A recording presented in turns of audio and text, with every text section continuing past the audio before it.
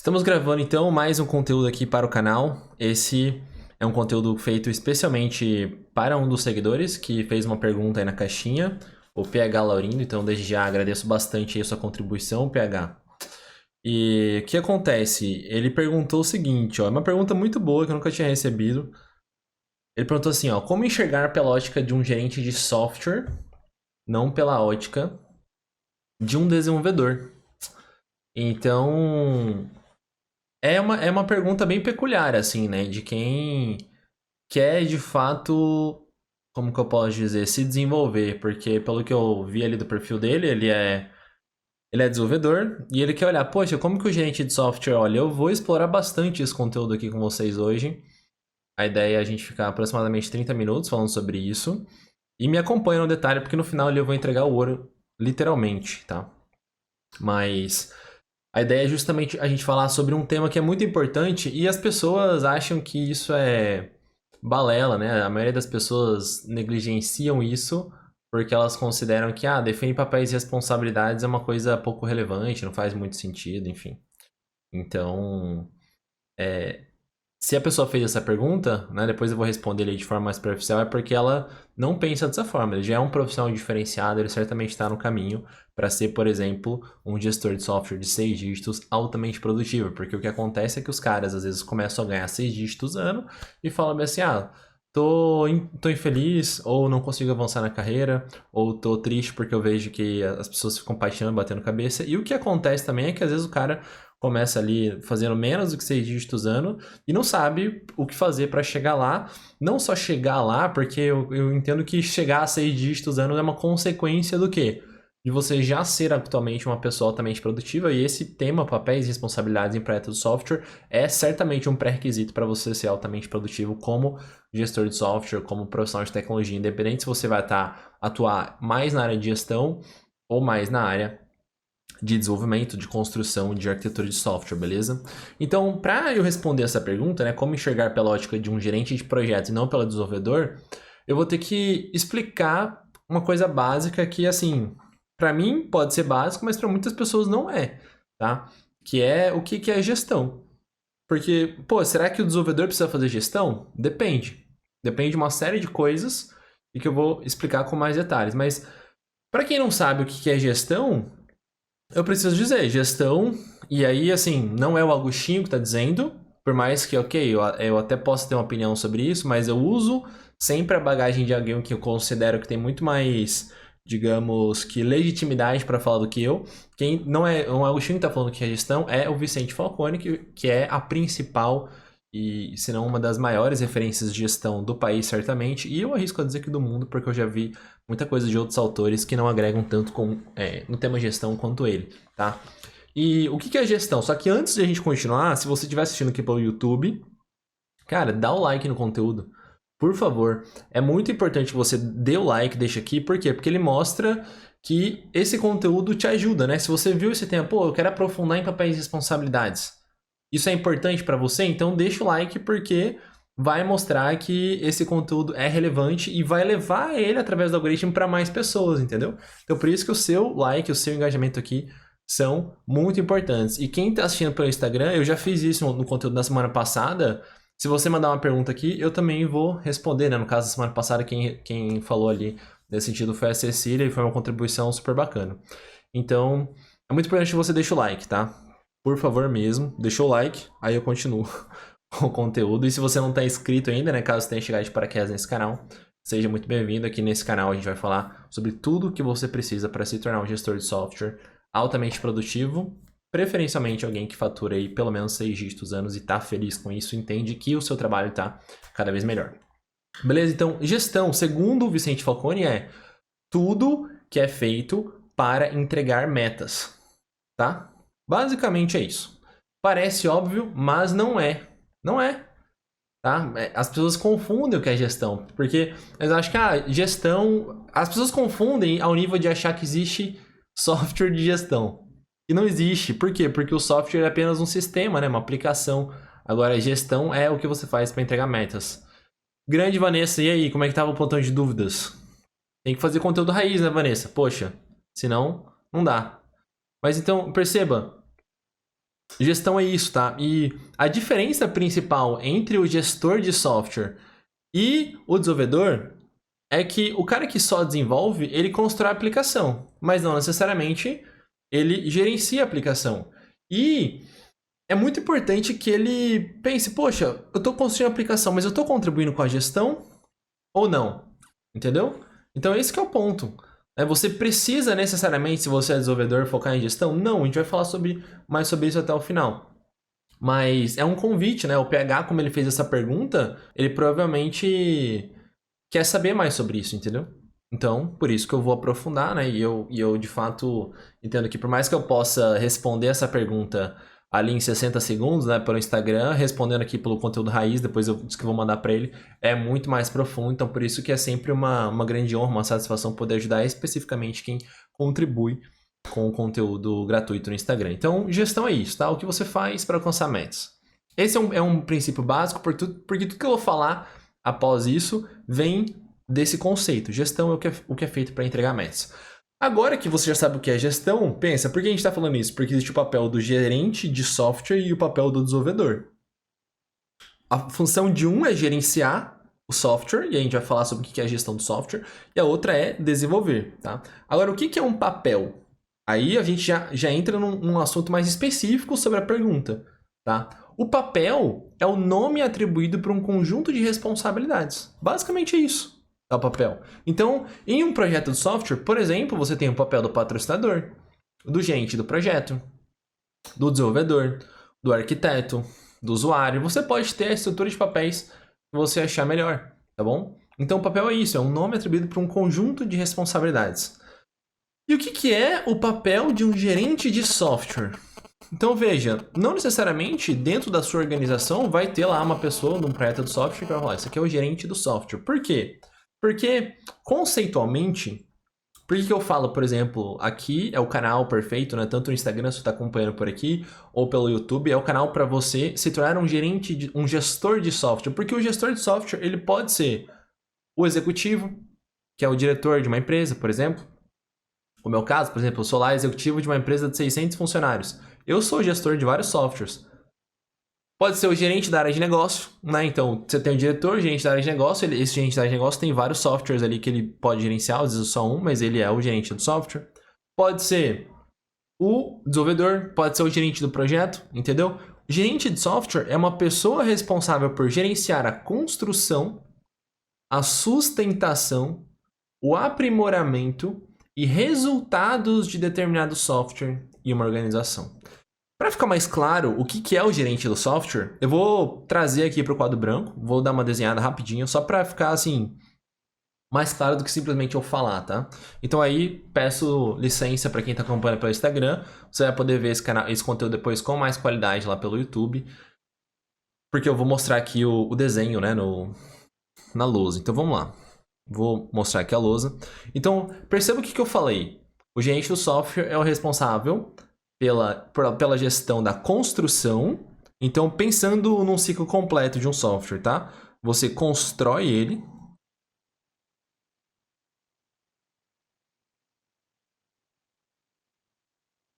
Depois, você sustenta. E esse construção não necessariamente é desenvolver ele do zero, né? Na verdade, isso aqui é uma coisa que são poucos os casos, né, que é recomendável de forma viável, financeiramente viável, você construir um software do zero. Então isso aqui pode ser tanto uma construção do zero, pode ser uma coisa no code, ou pode ser um software de prateleira que você implanta, tá? A palavra da construção aqui, ela está sendo usada nesse sentido. Então você constrói, depois você sustenta, e aqui é onde digamos, a maioria das pessoas não vê isso, né? Pô, as pessoas até perdem dinheiro porque não cobram isso, né?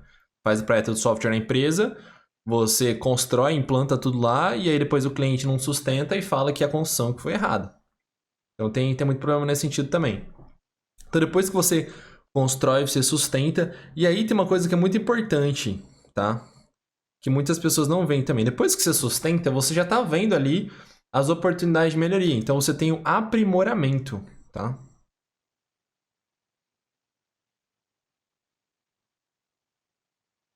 Você tem um aprimoramento do que você tá sustentando. O que é o aprimoramento? Poxa, eu vou melhorar um processo, às vezes a forma de usar. Eu vou mudar um cadastro de uma tabela, ou eu vou customizar o software de alguma forma, entendeu? É melhorar processo, sistema, arquitetura, tabela, cadastro, agregar um outro software. Pode ser várias coisas aqui no aprimoramento. E depois, você vai fazer o quê? Gerenciar os resultados. Eu vou colocar aqui, após digamos, hipoteticamente falando, como se fosse no final aqui, você vai gerar os resultados. E aqui, gente, é uma coisa que, olha, parece óbvio, mas não é, tá? A minoria dos desenvolvedores acham que eles são responsáveis pelos resultados. E eu tô aqui produzindo conteúdo todo dia pra vocês pra abrir a cabeça de você. Cara, você só vai se tornar um gestor de software 6 dígitos altamente produtivo se o seu software gerar resultado. Ah, mas eu sou desenvolvedor, eu sou pago por hora, e o que importa pra mim é o cara me pagar, eu fazer o negócio e dane-se.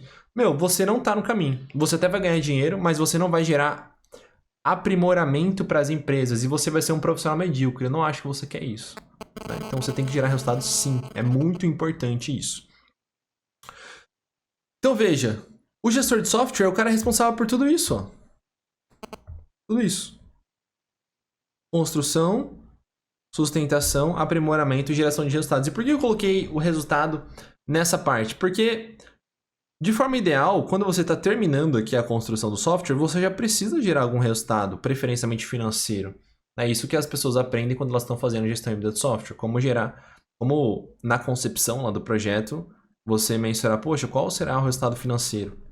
Caso você queira entrar para a próxima turma do gestão híbrida de software ou se cadastrar agora, caso você passe na aplicação, digamos assim, é só entrar em contato aí pelo número da descrição desse vídeo, caso você esteja assistindo pelo YouTube, ou manda um direct, caso você esteja no Instagram. Então, pensa, na concepção do projeto de software, você estrutura, ó, eu quero gerar tanto de resultado financeiro, quero gerar essas melhorias qualitativas e assim por diante, entendeu? Então, você começa a gerar resultado, digamos, no final da construção, durante a sustentação, você tem que gerar resultado para o negócio. E o aprimoramento, ele vai ser para quê? Para que é o aprimoramento? Para que, ao você realizar uma customização, agregar um outro software, mudar um processo, uma tabela, enfim, você comece a gerar ainda mais resultado do que você começou a gerar durante a construção. Então, o gestor de software é o cara que olha por esse aspecto. Percebe que porque é importante aqui eu mostrar no quadro? Fica muito mais claro. Se você é desenvolvedor, digamos assim, ó, tem aquela mente fechada, não que todos os desenvolvedores tenham essa visão, eu acredito até mesmo que o PH, por exemplo, por ele ter feito essa pergunta, ele quer se tornar um desenvolvedor diferente, é o cara que olha, ah, beleza, eu tô aqui contribuindo na construção. Mas eu posso melhorar a gestão disso? O que pode ser feito depois para que a sustentação do software seja melhor? Isso envolve tanto qualidade da arquitetura, tem módulo específico sobre isso lá no Gestão Híbrida de Software, quanto capacidade do negócio mesmo ter clareza sobre o que precisa ser feito para aquele software ser implantado, entendeu? Porque às vezes o cara implanta o sistema, mas ele não sabe direito por quê. Como que você vai sustentar resultados se você não sabe qual é o resultado? Como que você vai aprimorar o software e querer mais resultado? Me percebe? Então a diferença principal entre o desenvolvedor, que é o cara que só constrói a aplicação, e o desenvolvedor que é gestor do software também, é que ajuda todas as pessoas, todos os outros papéis e responsabilidades do projeto do software para que o resultado aconteça. Então assim, eu poderia parar o conteúdo por aqui porque eu acho que já ficou claro o suficiente, mas eu vou ter aí mais 15 minutos aproximadamente e vou aprofundar um pouco mais nisso, tá bom? Então eu acho que ficou claro o que é o gerente do software, né? Agora, indo para uma próxima parte aqui da estrutura do roteiro que eu preparei para vocês as pessoas confundem o que significa gerente de software com gerente de projeto de software. O que vocês acham? Comenta aí, enquanto eu paro aqui para tomar uma água rapidinho.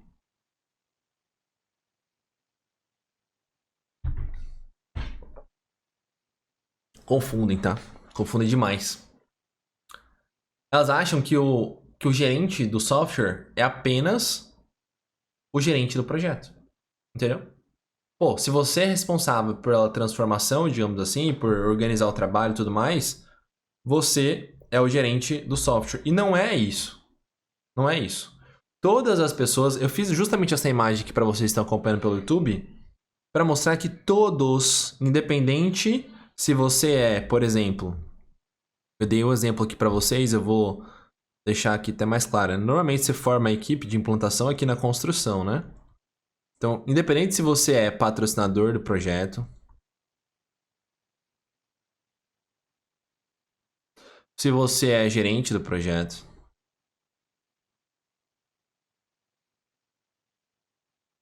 se você é desenvolvedor, se você é arquiteto, se você é usuário, todos são responsáveis por ter essa visão mais ampla, tá? Todos. Preste atenção nesse ciclo de planejamento, construção, sustentação, aprimoramento e geração de resultados do software e pensa nessa necessidade de todos que eu estou mostrando aqui na tela serem responsáveis por tudo, tá? Significa que todo mundo vai fazer tudo? É claro que não, né? É claro que não. Mas quando você entende que uma coisa é o papel do patrocinador, outra coisa são as responsabilidades, que eu vou entrar um pouco mais em profundidade nisso, aí você vê, poxa, por mais que eu seja dev, apenas entre aspas, eu posso sim contribuir na função do patrocinador, do gerente do projeto, do arquiteto, do usuário, porque eu sei que o que vai me tornar um gerente de software de CI totalmente produtivo é a garantia de resultados claros, que vão depois virar dinheiro no meu bolso. Percebe? É isso. Então, tem essa concepção de responsabilidade e saiba que é isso que vai gerar resultado para o seu negócio, para a empresa que você atua e para sua carreira no longo prazo. Todos aqui são gestores de software em potencial, tá bom? Não é só o gerente do projeto do software. Não é. Não tira isso da sua mente. Agora vamos para o próximo passo aqui para a gente fechar o contexto, né? Qual que é a diferença entre o gerente de software e o desenvolvedor? Já que você sabe aqui que o gerente de software é responsável pelo resultado, o gerente de software é o cara que olha isso aqui de uma forma mais ampla, e aí eu entendo que assim, se você é desenvolvedor e você quer virar... Pensa só, presta atenção no que eu tô falando. Se você quer desenvolvedor, você quer virar diretor, por exemplo, da empresa, você está no nível operacional de desenvolvedor. Você quer virar diretor, você precisa olhar para essa visão mais ampla. Você precisa. Agora, se você quiser, por exemplo, se desenvolver como especialista técnico, virar um arquiteto, alguma coisa assim, você também vai precisar olhar dessa forma mais ampla. Por quê? Porque como arquiteto você vai ter a capacidade de liderar tecnicamente outros desenvolvedores. Então pensa, os dois caminhos, tanto de gestão quanto de arquiteto, você vai liderar pessoas. E você vai liderar pessoas para que elas façam exatamente isso que eu estou mostrando para vocês. Ter essa visão mais ampla do ciclo de implantação do software. Então, isso aqui é uma coisa que você precisa olhar. Isso aqui não significa que você não vai se desenvolver tecnicamente. Pelo contrário, você vai precisar desenvolver tecnicamente. Mas você vai gerar resultado de uma forma mais ampla, tá bom? Presta muita atenção nisso. Então vamos voltar para cá, ó. O gerente de software é responsável pelo resultado, ou seja, ele é quem lidera as pessoas em todo esse ciclo de construção, sustentação, aprimoramento e geração de resultados. O desenvolvedor, ele é só responsável pela construção da aplicação, entendeu? Então ele construiu aqui o software, ele vai ser sustentado. É basicamente essa a diferença, tá? Basicamente essa a diferença. Agora que você viu que todo gestor de software é responsável por tudo isso, e nem todo desenvolvedor se sente responsável por falta de visão, agora você já tem, digamos assim, essa percepção sobre o porquê é importante definir papéis e responsabilidades, entendeu? Porque veja, sem papéis não ficará claro as responsabilidades principais de cada papel, nem a diferença entre eles. O que o desenvolvedor faz? Ele só constrói a aplicação? Se ele vê uma oportunidade, por exemplo, de melhorar a interpretação do usuário, né, de ver uma nova tecnologia, uma coisa assim, ele não vai fazer, entendeu? Então, as pessoas precisam olhar a equipe do projeto e depois de sustentação como uma equipe dinâmica. Cada um é responsável por uma coisa diferente, mas você tem clareza sobre por que cada um é responsável, entendeu? Então, não fica claro a responsabilidade de cada papel e nem a diferença entre elas, tá? Então, é fundamental você ter esse tipo de percepção. E por que uma coisa é o papel? Lembra? O papel é o nome de um conjunto de responsabilidades. Eu dei ali os 5 exemplos do começo do conteúdo. Agora, por que definir as responsabilidades é importante? Porque sem uma definição de responsabilidades, vai ficar apenas subentendido pelo que cada papel é responsável. Tá? Pô, o que o desenvolvedor faz? O que o gerente do projeto faz? O que o executivo faz? Fica só subentendido. As pessoas acham que isso é agilidade, né? entregou a demanda, sai correndo para fazer, e aí Deus que salve. Então, cara, eu tô aqui todo dia no Instagram, semanalmente no YouTube, para te mostrar que se você continuar nesse caminho, você vai bater a cabeça, cara. Não é isso a agilidade. Infelizmente, as pessoas interpretam da forma errada. Tá? Se você fez essa pergunta no Instagram, por exemplo, provavelmente você tem uma ideia diferente. Então, sem uma definição de papéis e responsabilidades, vai ficar subentendido. Eu acho que o desenvolvedor faz isso, eu acho que o gerente de projeto faz isso. Tá? E qual que é o maior benefício de padronizar? Aí entra um pulo do gato muito importante. Já encaminhando para a parte final aqui. Por que é importante padronizar papéis e responsabilidades? Primeiro ponto. Tá? E aqui é quando eu começo a entregar ouro para vocês de fato, tá? Você parte de um padrão validado mundialmente. Então, por exemplo, gestão em de software, que é o método que a gente usa. E, inclusive, abre turmas regularmente e tudo mais, que, novamente, se você quer entrar para gestão em de software, é só entrar em contato pelo direct ou pelo número da descrição. Ele é baseado num padrão mundial. Qual que é o padrão mundial? É o Prince 2. Tá? Esse livro que está aqui, ó, caso esteja assistindo no YouTube, esse livro verde aqui é o Prince 2 da versão 7, e o roxo ali embaixo dele que é o Prince 2 Agile. Percebe? É uma adaptação desse padrão. Ele foi validado mundialmente. O que tem lá que o gerente do projeto faz, que o executivo faz, não é coisa da minha cabeça. Tá? Por mais que eu até tenha legitimidade para isso por conta de uma série de coisas. Mas eu peguei dessa referência. Então, é importante partir de um padrão por conta disso. Segundo ponto que é importante para você, né, relacionado a você padronizar papéis e responsabilidades. É extremamente ágil para você definir. Por quê? Porque o padrão já está pronto. Você não vai precisar ficar pensando, ok, começou um novo projeto, pelo que cada um é responsável. Cara, você já tem uma estrutura dentro do seu método sobre quais são as responsabilidades de cada padrão, você simplesmente replica ela. No gestão de software, por exemplo, a gente ensina isso a fazer dentro de um software, já tem todo estruturado lá em banco de dados. Tá? Então é extremamente ágil porque você parte de um padrão que já está pronto. Terceiro ponto, você aprende a adaptar a partir de um padrão, não de algo feito do zero com qualidade questionável. Então, se você está usando um padrão, aquele padrão ele significa algum nível de qualidade, entendeu? E o quarto ponto é uma capacidade de melhorar constantemente papéis e responsabilidades a partir da experiência. Então, uma coisa é você pegar a estrutura padrão de responsabilidades do gerente de projeto, que eu vou mostrar para você daqui a pouco.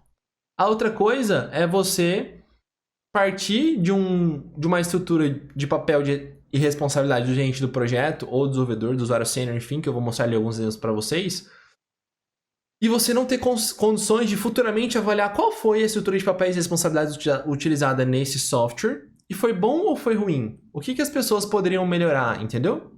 Então, pensa sobre isso, que é uma oportunidade para você usar padrões, seja do gestão em de software, seja do Prince, seja da estrutura de papéis e responsabilidades que você já tem na sua organização.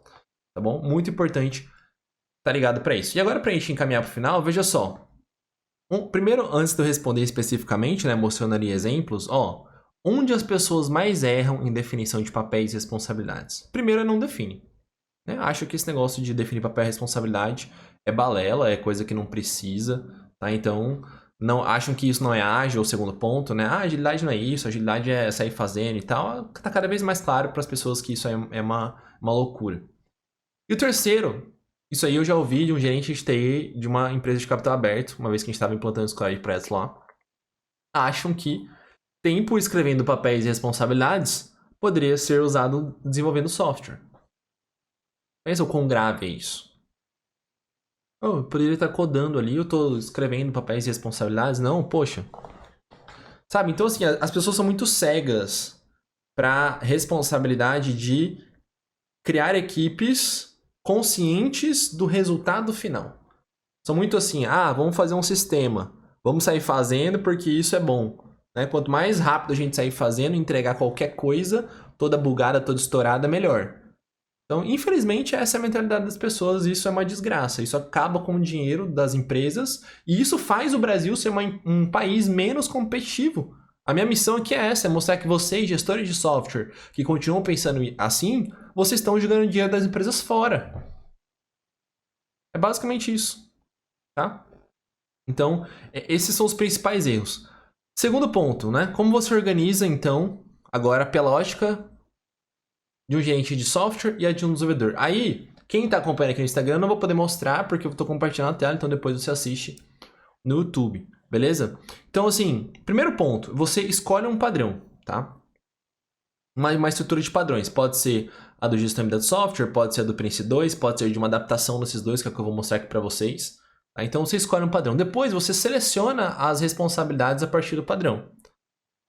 Então, uma vez que você estruturou o padrão, seleciona quais responsabilidades você vai colocar dentro do seu projeto de software. Eu vou mostrar mais tarde para vocês como fazer isso. Terceiro ponto, você usa a estrutura de responsabilidades do padrão e melhora ela durante o ciclo de vida.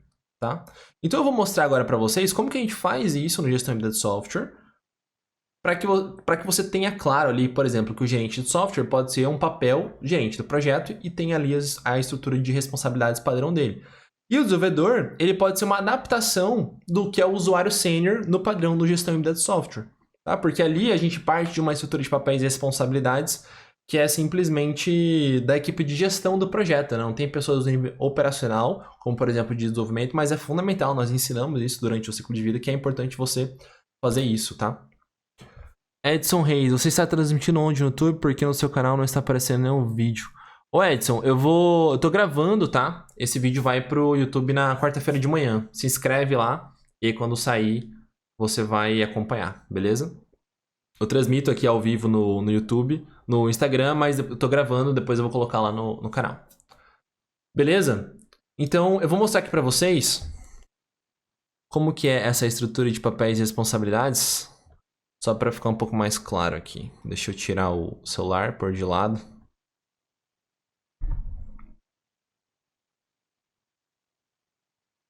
E aí você vai ver como que é feito. Deixa eu... Bom... Deixa eu enquadrar aqui. Eu acho que vai ficar mais claro, né?